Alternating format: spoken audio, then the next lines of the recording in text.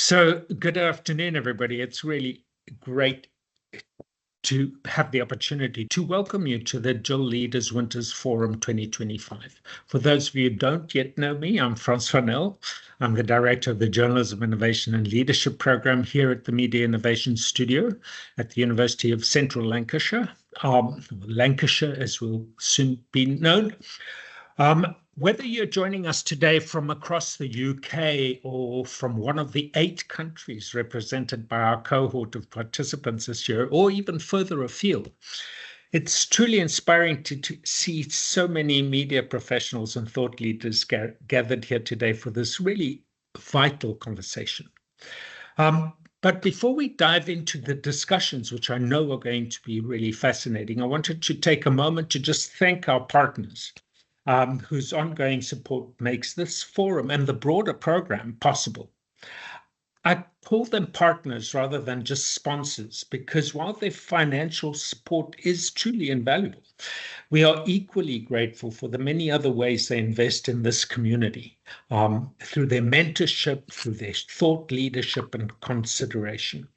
Our continuing bronze sponsors, of course, of our program are Chrysalis Transformation and the Media Lab, Jordan, who've been supporting us since last year, and their contributions go far beyond their financial backing. Those of you who know Jeremy Clifford know that he invests in this program not only by supporting a scholarship, but in numerous ways as a visiting lecturer leading our mentoring program. And JILeaders alumna Lara Ayub from the Media Lab, Jordan, continues to contribute also as a mentor and as a PhD by portfolio researcher with us. I'm also pleased to welcome this year Tikaru, a dynamic platform that powers live sports coverage and real-life content delivery for news organizations worldwide. Our silver sponsors include Lisa McLeod and FT Strategies, whose support continues for another year. Lisa, as many of you will know, is a founding member of this course's board of industry advisors and mentors, and she's also a leader in residence here at Lancashire. I'm delighted to announce that they're joined by the innovative technology company Brightsight. Some of you will know Brightsight, but the team are clearly making really smart decisions because they've recently hired Beth Ashton, a brilliant alumna of this program. Also joining us as a silver sponsor this year is the Journalist Charity, the world's oldest charity dedicated to supporting journalists, founded by none other than Charles Dickens himself, with Queen Victoria as the original patron, I believe. And their enduring commitment to supporting those who serve the public through journalism remains as relevant today as when they were founded. And you'll hear later from James today about their mission and his perspectives. And then finally, I'm really thrilled to introduce ArcXP, a cutting-edge technology firm born in the newsroom of the Washington Post. Arc has joined us as our gold sponsor this year, and the Post remains Arc's #1 customer, and if I'm correct, still serves as a live lab for their continuous innovations. Later today, we'll be hearing from their VP for AI, or rather Vice President for Artificial Intelligence, Joey Marburger, who can confirm whether I've got the last bit right. So the theme for today's forum, media leadership amidst the certainty of uncertainty, captures a truth every leader in this industry knows, and really well. Journalism today is shaped by forces beyond our control. Technology shifts, evolving business models, and ever-changing audience behaviors. The question isn't how to avoid uncertainty. It's how to lead effectively through it. And today's sessions are designed to help you engage with that critical issue and the decisive actions that will shape the future of your organizations. The conversations, and they'll be frank and open, as you know, is our way here, will not just be about adapting, but about positioning yourself and your teams to thrive. So we've curated, as you've seen, just a fantastic lineup of discussions with a truly impressive group of thought leaders that reflects the complexity of today's media landscape. First, today, we're going to explore global trends with a session on the World Press Trends and Outlook Report 24-25, featuring insights from Dean Roper of WAN-IFRA and media analyst Lucy Küng. And I'll have the privilege of chairing this opening panel. Next, we're going to have General Manager of Media 24 TV from South Africa's largest media company, Isel Venter, who is also a mentor on this program, who will lead a panel on the present and future of AI in journalism, featuring Joey Marburger, as I mentioned. Our friend Alexander Borchardt, whose work includes authoring the AI reports for the European Broadcasting Union, but you'll know her from her thought leadership and contributions in many other fora as well. Claire Spencer, ex-BBC and Overcoat Media, who's currently a participant on our course, will round out that panel. The final panel of today will be turning our attention to ethics, transparency, and trust in leadership, the value of values. Is a really important session chaired by my friend and colleague Alison Gow, who I first met as a student in the original journalism leadership program here at Lancashire, which we established nearly 20 years ago now. More about our anniversary later this year. But joining her are James Brindle of the Journalist Charity, Chloe Fiodore from the Journalism Trust Initiative of Reporters Sans Frontières, and Linda Moyo, Head of New Audiences at the Mirror, who's also a member of the class of 2025. So, ladies and gentlemen, those are our panels for today. I'm really excited about where that might go. So the opening forum, this forum is also a milestone for Linda, by the way, and Claire and others participating this year in our part-time postgraduate leadership program, because this forum is part of their first intensive study block.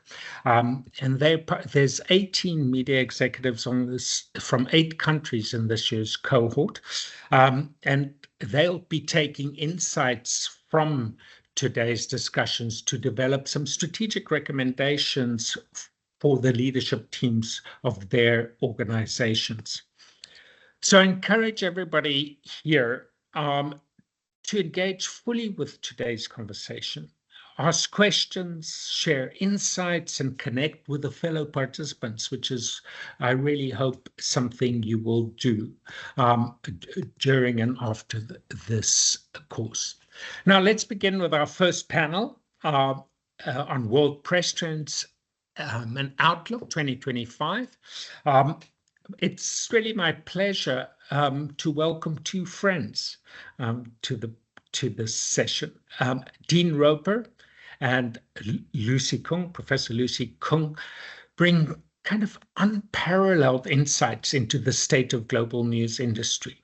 And I'm really delighted that they're here to share their insights with us today. First, we have Dean.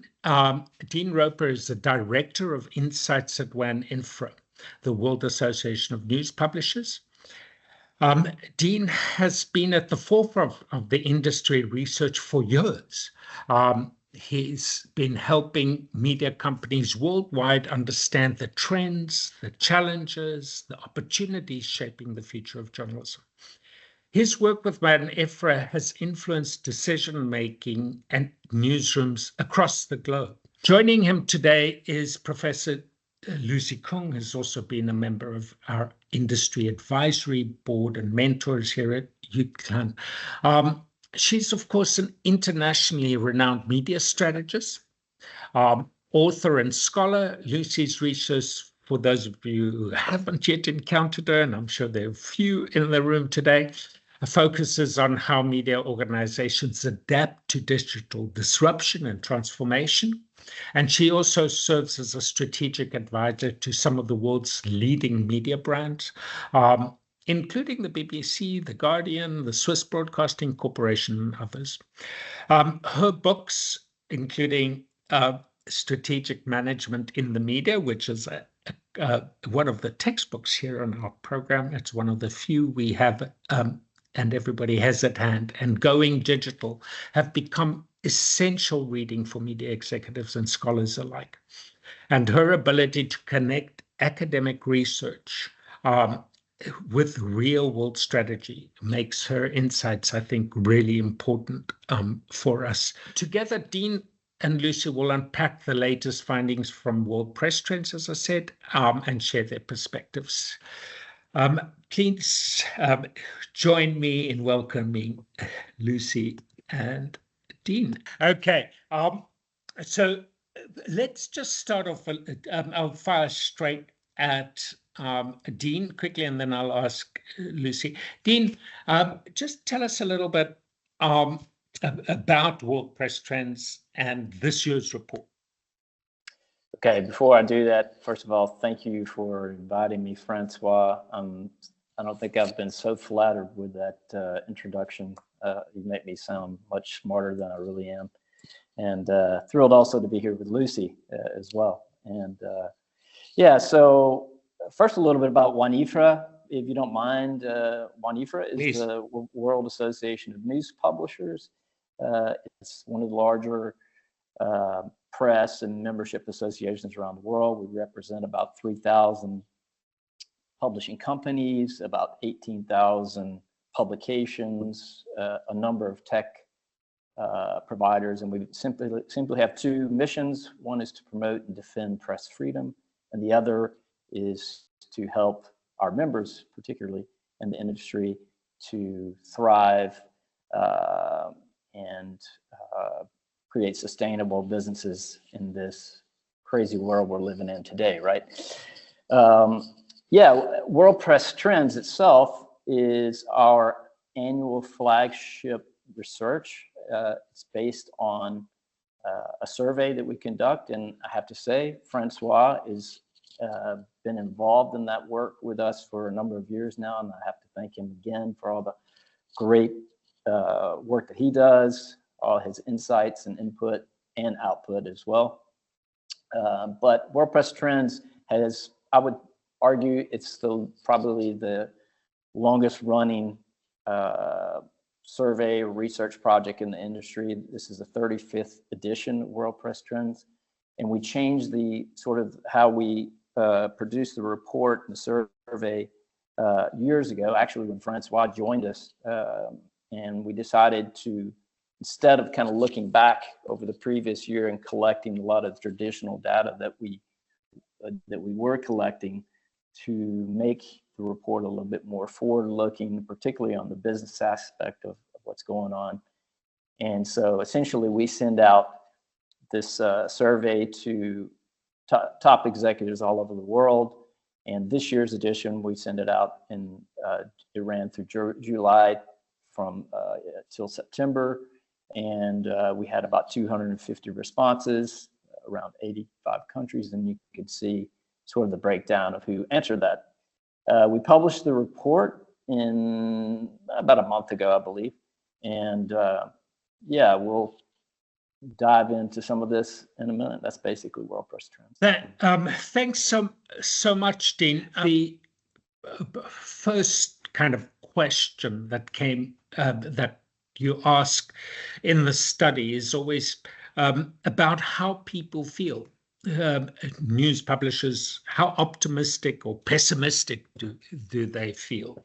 And just tell us a little bit about what you found this year.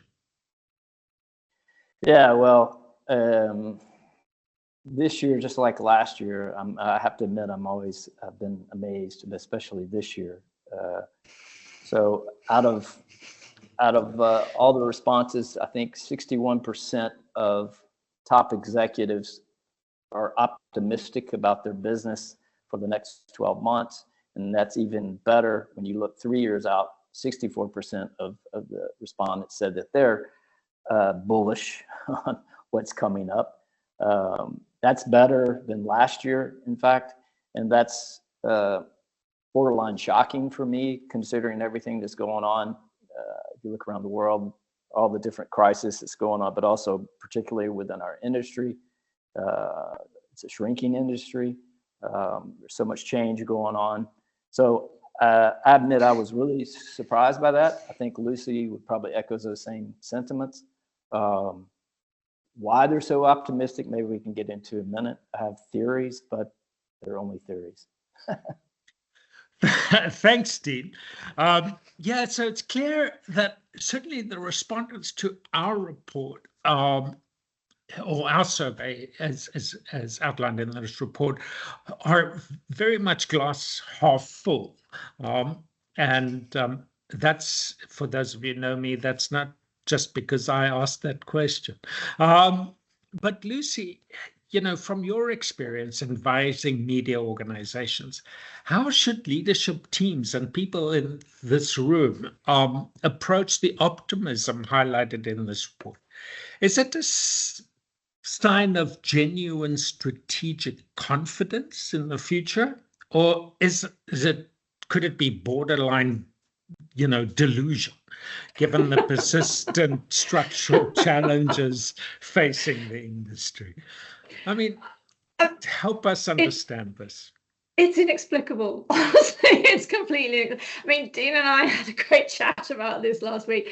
Even if you look at the report itself on page 12, you can see at best you've got slowing decline.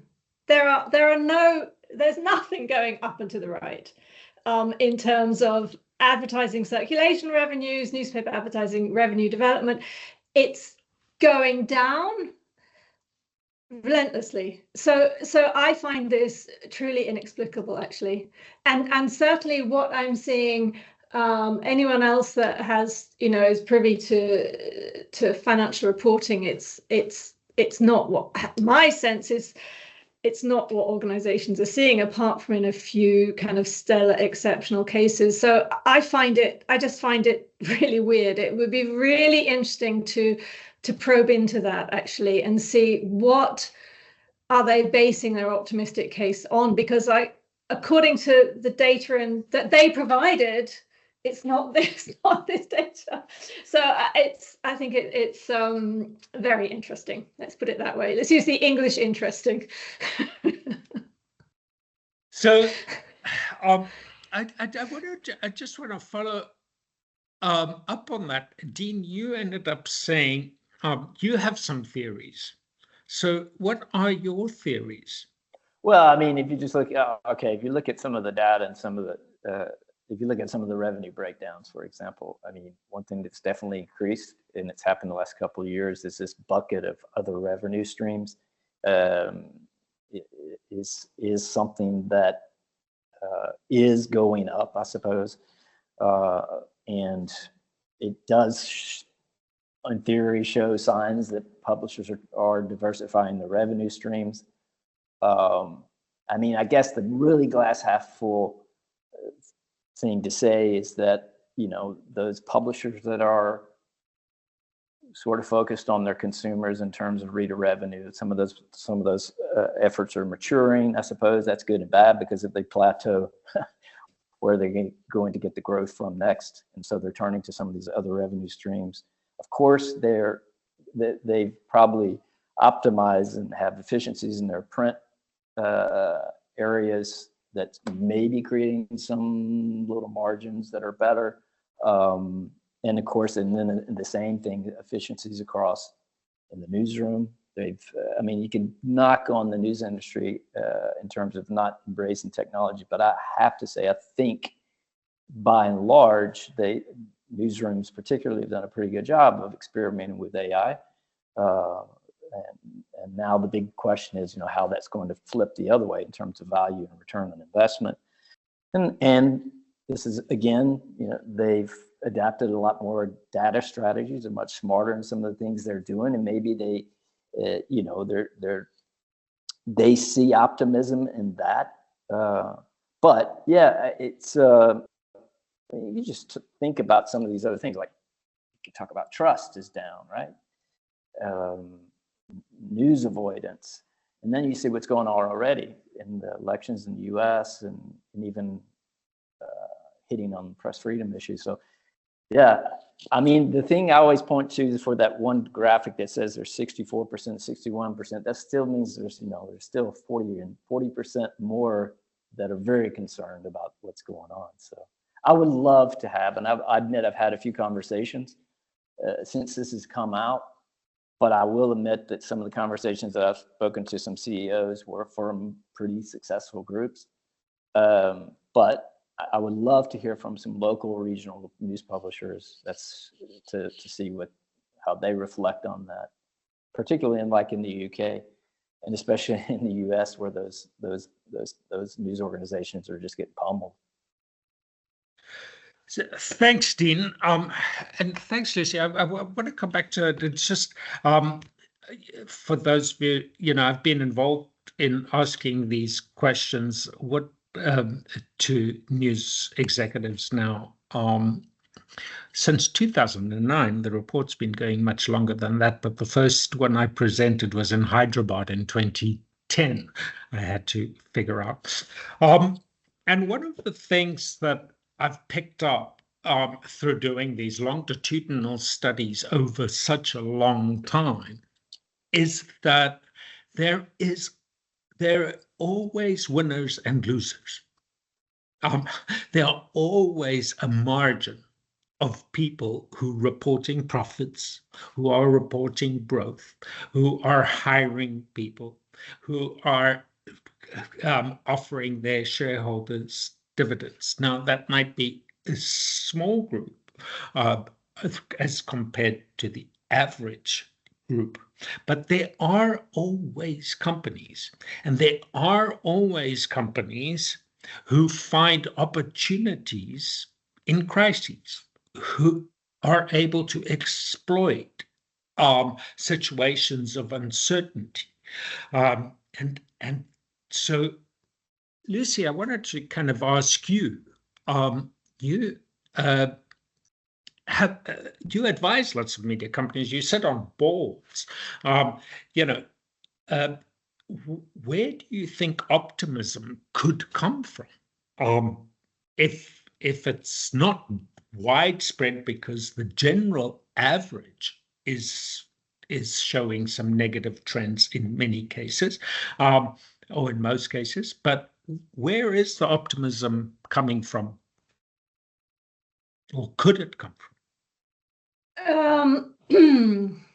There's a number of potential sources that can come together. I think the one common element, which is the real unlock, is being very tightly linked to your audiences, having a really kind of deep, visceral understanding of who they are, how your output can serve them, how what you do can make their lives better.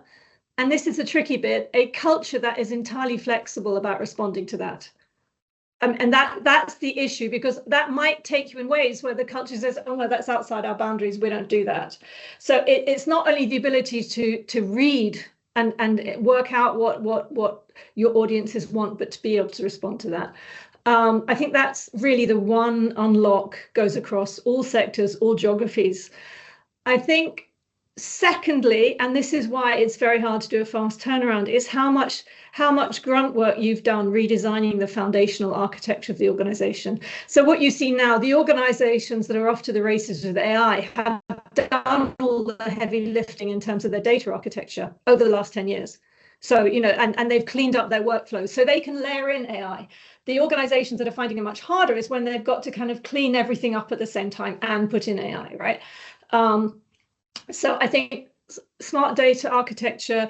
I think the other thing is kind of generous, friendly, supportive owners who are prepared to fund experimentation and playing around and trying with new things. I mean, anyone can cut costs. That's kind of, the option that's super easy, very easy to do. You can get a response very quickly. What's much harder is growth. Laying down new businesses, it's non-linear. in the venture capital world, 7 out of 10 businesses never work. So there's a very high failure rate. So you need to have very forgiving, supportive financial backers who are prepared to join you in that process. You need somehow to have access to those funds. So there's a kind of, it's like everything else. Firstly, it's context dependent, which you point to a lot, François, in your work. But I think the second thing is it's always a constellation of factors that come together. And when you see an organization that can pull it off, they have this agility inside the organization, they have a great data and product architecture, and they've got kind of backers who prefer to give them a bit of a runway. Thanks, Lucy. I think that's, as always, a real masterclass. I guess it points to the fact that the companies understand the fundamental business of business is to provide customer value and to innovate. That's the fundamental business. Money is a result of creating value for customers and innovating. So I think the other thing that I take away from what you've just said is, people are not just extracting. They have owners that not just extract value, but also invest in their companies for the longer term. So people who have, those companies whose boards, whose investors, whose owners, whatever shape that may be, public or private, are in it for a longer game and not for a short-term extraction, seems to be a really important bit. And that, I think it's really important that you talk about the framing and of being agile. Now, Dean, there's quite a lot in the report in terms of digital transformation and leadership challenges. Can you just tell us a little bit? There's only 10% of publishers rated that their digital transformation efforts are sophisticated. What did you see when you asked them in the report about where they are in the digital transformation journey? Yeah, well, I, in fairness, I think that's a tough question, the way we ask it in the survey, because transformation looks so different to every organization, whether it's company to company, what does transformation mean for them? What are their metrics? What are their North Stars? All those things. And so I think it's, it doesn't totally surprise me what the results of that particular question is, but I think some of the, if you look at what are some of the barriers to transformation, I come back to what Lucy was talking about. I mean, anything like that, such a overarching, massive change, has to come from the top. It has to come from support from ownership. It has to come from support. It's easy. I think it's always easy to point toward the newsroom and the editors that aren't, that there's not buy-in there. But it has to be buy-in at the top that trickles down for real change to happen. And I think you'll see that as we go on. I would love to do our own survey just on this topic alone, to dive down into a little bit more of how publishers and newsrooms are measuring their transformation efforts. I mean, for some, it could just be being business sustainable, digitally sustainable, with 70% of the revenue in, say, X years. Others will have completely different metrics that they're chasing. Mm-hmm. And you're never successful, right? It's never, it's not a project. So. Indeed. It is this issue of ongoing transformation. Lucy, you've been studying this, since the BBC days for your PhD, and you've been looking at companies transforming and helping them do that. What do you make of those results? I think they're completely understandable. I mean, as Dean put it really eloquently, this is such a fundamental change. I mean, you're really moving from one physical state to another, like from an ocean liner to an air balloon. I mean, it's so fundamental. And I was looking at those results today. I actually put something up in LinkedIn. Essentially, the reason this is complex is there's 3 layers of transformation that need to happen. So the top layer is the layer that gets all the attention. That's the kind of building out the new businesses. That's the newsletters and the podcasts and the events. That's super fun. There's a middle level, which is transforming the old business and maintaining those revenues as long as you can. And that's about deeper granular grunt work. It's about, cleaning up workflows, rethinking jobs, introducing KPIs that are always so painful. And then underneath all of that, you've got building this foundational level, which is the data, the tech, the AI, shifting the culture, putting leadership in place. And I think, if you pull those off together, you do end up with a kind of retooled organization that's essentially future focused. And what you also do is you pull off this, Bergelman high wire act, which is in my book, actually, which is this concept of getting across the valley of death. So pulling off the transformation while the revenues from the old business are still holding up, because this is a very expensive transformation to make. And that is why I think people think they haven't got there, simply because this transformation to-do list is very significant and has at least 3 layers in it. What I have seen working with organizations, the real challenge is each of these layers needs a very different type of leader. So a leader who's great on the shiny new things may be terrible at the deeper transformation. People who are brilliant and inspired about the kind of workflow and tech stuff probably wouldn't be so good somewhere else. So there's, moving into the kind of human side of things, there's an absolute art in getting the right leaders and the right teams in these different layers. So you start to create an enormously complex leadership challenge. And I've looked a bit at other sectors going through similar disruption, like fossil fuels or automobiles. And the big difference you see in the media industry is it's so resource poor, right? So those other sectors, you just flood the zone with consultants and with, leadership training and development and coaches, and you bring everyone. Media industry isn't in a position to do that. So the problem is, and they've done an extraordinary job in terms of transforming on a shoestring, I think. And I think we really have to have amazing respect for people, but the cost of that has been burnout, especially for the kind of transformation leaders. Thanks, Lucy. Really, really important points you raise, and we are running against the time. So just want to point out, I think, just to pick up on that, one of the focus areas of this program, and really is, this isn't a commercial break, it's fundamental to what we're trying to do with this initiative, is to not just equip people with the know what and even the know how, but to create a community of change makers who can support people with the implementation, which is why this program runs over a year or 2 years, and people come in and check in and communities get formed because of that burnout, because the hard work of getting it done requires a real effort of sustaining those leaders as they make this transformation happen. And you talk about burnout. That is one of the areas people feel unsupported because they're pushing in their organization up and down and out. And to be honest, we work really hard to try to make people feel like there's a scaffolding, a network, a support structure. Has that been important for you too, Dean?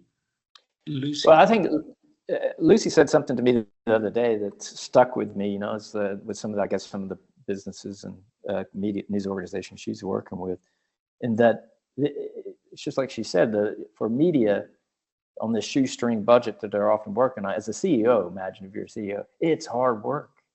It's like really, really hard work. And I think what she mentioned, I hope I'm not revealing any secrets here, Lucy, is that a lot of them are just like, hey, I'm out of this industry. This is just too hard. And I think we underestimate just Lucy laying out brilliantly those 3 levels. It's just daunting. It's just constantly daunting. And if you're a CEO and you're at the top and you're overwhelmed and you're not clearly communicating, you don't have a vision, that trickles down. And so that's why you get this angst and anxiety that we're is almost palpable in some of the conversations that we're having. So I guess we've got like 3-4 minutes. Okay, I'm not going to touch on this report is full of insights on AI. I'm going to leave that to Isel in the next panel. There's lots of information also about issues and stresses around press freedom, resilience, and you know, Alison and the team are going to look a little bit more at that in the third panel. But I just, as we wrap up here, and our panel is about leadership amid the certainty of uncertainty. Lucy, Dean. So do we just advise everybody to quit? Or what advice do we have that is, if we believe this is an industry that deserves and should continue, and that it needs leadership in order for that to happen, what actionable advice do we have for people who are in that chair right now, in terms of perhaps what they might want to stop doing and something they might want to start doing? So just in the last few minutes we have, I don't know, Dean, Lucy, do you want to come in? Well, I'll just say this. I mean, I never feel good about giving advice to a CEO. That's Lucy's job. It's not mine. Mine is just to do the research and report on what I find. But I don't want to paint such a horrible picture of the industry, not just because I'm from a news media membership association, because one thing I will say is that seemingly all the board members that we talk to, I mean, we're organizing our Congress for Krakow in a couple of months, and I'm having tons of conversations. And, you know, I don't know if they are delusional or not, but most of the people I talk to are relatively positive. Now, yes, we are seeking out best case studies to show there, but there is a lot of positivity going on. But I would never ask somebody or say, give up, that's for sure. But I don't know, Lucy probably has something much more eloquent and on the point to say there. I don't know. Yeah, it's never give advice when people don't ask for it, right? You're so right, Dean. I think I was working with a fantastic person last year, and the basic every meeting started with take a beat, right? And I think somehow that's there is such a flurry. I mean, leaving aside the terrible news agenda, there is so much going on. I have these kind of reminders on my desk, and my famous one is from Kotter. And John Kotter said, you can really separate the effective top leaders from the ineffective ones by the clarity of their agenda, right? And the amount and the degree to which they could spend the majority of their time on the things that really mattered. And I think that's really what my message would be. Given that, you know, giving unasked for advice is not a great thing to do, but I think essentially simplify, work out what really, really matters in the situation and try and focus as much as you can on those things that matter. Because I think what we're seeing across the board right now is the people that have a really clear sense of their roadmap. What are the competencies they need to build? What are the new businesses they need to be throwing up? And all these things take time. So don't get sucked into the noise, the latest shiny new thing. Work out what's super critical for you, what you have to deliver, and focus on that, and get the narrative around that very clear. Like I said, Dean, sorry, please come in. No, I said Lucy was spot on. Thank you. Dean, Lucy, we could just continue to talk, but we have run across. We've run out of time. I just wanted to end up by pointing out, folks, that our industry, you know, going up or down, you know, decline and growth and digital and new revenue, you know, alternative revenue streams is a huge growth area for people. And there's a huge amount of innovation and action going on. And yes, it's been hard, but it's still a $125 billion plus industry across the world. There's a lot to play for, and a lot of incredibly talented people and incredibly strong brands out there who are making a real impact and difference in the lives of individuals, communities, and societies. And it is really important to remember that we are in an industry that is the only one, except academia, really, who is committed to providing fact-based information in the public interest and get up every day to do just that. And that is essential for our information ecosystem. So there's a real purpose out there. There's a real opportunities, I still think, and we are going to take a quick break. Thank you, Lucy and Dean. I'm going to hand over to Isel in just a minute, but we're going to give you 5 minutes just to stand up, and I'm going to leave and come back from this and see if I can get the screen unstuck. Thank you, everybody. Thank you. Good seeing you. Thank you. And thanks to Sunny for fantastic support organizing this. It was great. Yes, for sure. So, great. Lovely. Thanks for the invite. And Dean, great to see you as ever. Bye.